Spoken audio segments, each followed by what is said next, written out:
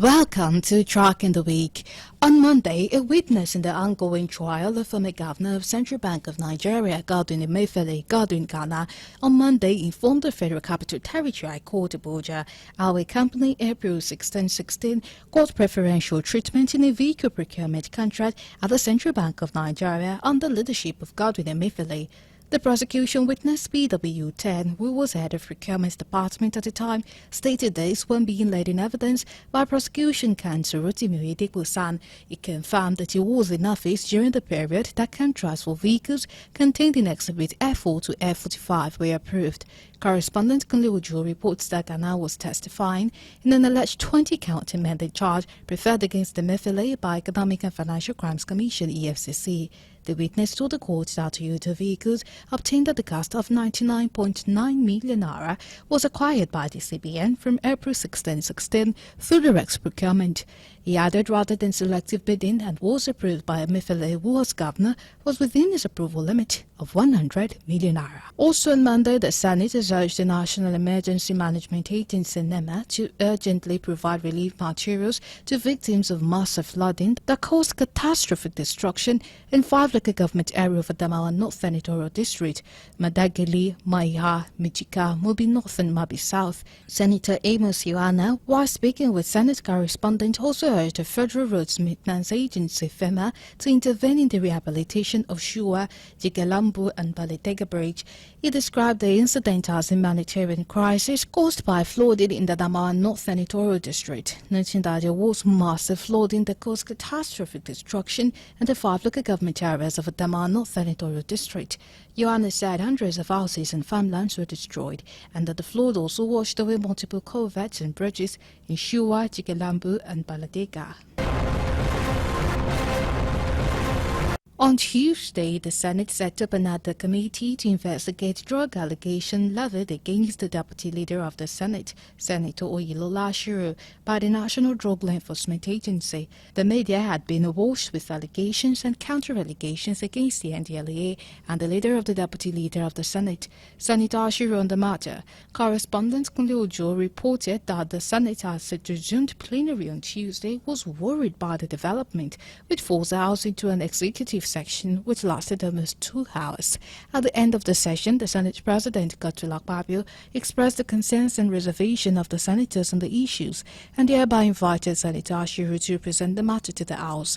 Senator Ashiru, while presenting his side of the story, accused the NDLEA of playing to the gallery, saying that the allegations against him were malicious and has far-reaching implications on his person. Also on Tuesday, the House of Representatives summoned the FCT Minister Nyesom Wike regarding the rising kidnappings and security challenges in the FCT. The Commissioner of Police FCT, Olatunji Diso, and the Director General of the State Security Services, Adeola Ajayi, have also been called to appear before the House Committee on FCT, Police Affairs and National Security. This action follows a motion of urgent public importance raised by Honorable Ismail Aruna. The lawmaker said that the House is aware that it has been a tumultuous and scary situation for people living within the Capital Territory of the use of unregistered and unpaid taxes has further worsened the situation, providing an easy conduit for criminal activities within the capital city. He also expressed worries that the residents of FCT are living in fear as the security of the nation's seat of power has continued to deteriorate as brutal criminals go about with their daily operations without mercy on citizens. On Wednesday, President Bola Tinubu relieved 5 ministers in his cabinet of appointment with immediate effect. The affected ministers include Barrister Ujuken Ohaneye, Minister of Women Affairs, Lola Adejan, Minister of Tourism, Professor Tahir Memman, Minister of Education, Abdullahi Mohammed Guarizo, Minister of State Housing and Urban Development, and Dr. Jamila Bio Ibrahim, Minister of Youth Development. The development was confirmed by Bayo Onanuga, Special Advisor to the President on Information and Strategy. The President also changed the nomenclature of the Ministry of Niger Delta, renaming it Ministry of Regional Development. Also appointed at the former Minister of Sports Development, Sunday Dari, who is now Special Advisor to the President in Public Communications and National Orientation to work with the Minister of Information and National Orientation. Still on Wednesday, the Nigerian Senate called for the convocation of a national summit to discuss and address the issues of out-of-school children in Nigeria. This followed adoption of reports of Senate Committee on Education on the compelling need to tackle the challenges of out-of-school children in Nigeria. Presenting the report at plenary, Chairman of the committee, Senator Usman Adamo, said the committee considered the submissions of the Federal Ministry of Education on out-of-school children in Nigeria. He said there was need to activate the roadmap to curtail the issue of out-of-school children. On Thursday, President Bola Tinubu asked the Nigerian Senate to screen and confirm several ministerial nominees. Correspondent Kulu Ojo reported that the executive communication was contained in a letter read by President of the Senate, Godswill Akpabio, during plenary session. The request has been referred to the Committee of the Whole for expeditious consideration. The President fired 5 ministers and appointed these new ones in the Cabinet shake-up on Wednesday.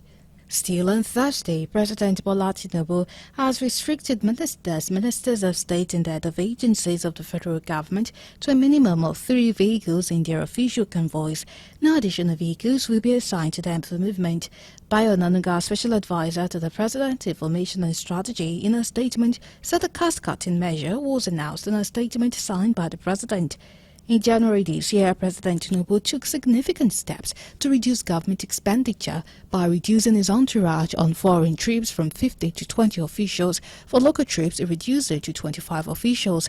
He similarly reduced the Vice President entourage to 5 officials on foreign trip and 15 for local trips. In the directive issued, President Tinubu also added all ministers of state and head of agencies to have at most 5 security personnel attached to them. The security team will comprise 4 police officers and 1 Department of State Services DSS officer. No additional security personnel will be assigned, he ordered. On Friday, Justice Joyce Abdulmalik of the Federal High Court in Abuja refused to recuse herself from hearing a suit seeking to stop a location fund to local government in Rivers State. The judge, who has earlier delivered 4 rulings against some of the defendants in the suit, denied being biased against some of the parties in the suit. The Rivers State House of Assembly and its factional speaker, Martin Amewule, had instituted the suit, asking for withholding of funds meant for local government in the state. The suit was filed on their behalf by Joseph Daudu San. However, the Accountant General of Rivers State filed the motion and notice where he accused Justice Joyce Abdulmalik of utter bias against state, and all other defendants in the suit. Represented by Tiriru Edem, Senior Advocate of Nigeria, the Accountant General faulted the ways and manners the judge had been conducting and proceeding, describing it as strange and unbelievable. The position of the Accountant General was adopted by the CBN and all other defendants. Lastly, on Friday, pensioners in the country have urged the federal and state government to pay nothing less than 100,000 naira as minimum wage to workers and pensioners, which can be managed to reduce the sufferings Nigerians are going through at the moment. This call was made by the National President of Nigerian Union of Pensioners, Mazi Godwin, at one the Leadership Capacity Building Workshop organized by the Southwest Zone of the Union held in Ibadan, the Oyo State capital.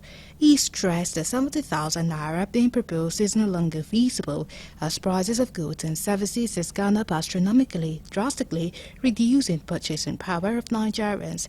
Mazi, however, assured that unlike before, the union will challenge any state government who refuses to pay with the excuse that they were not involved in the negotiations, as they will be involved now from the beginning. And that's it on Track in the Week.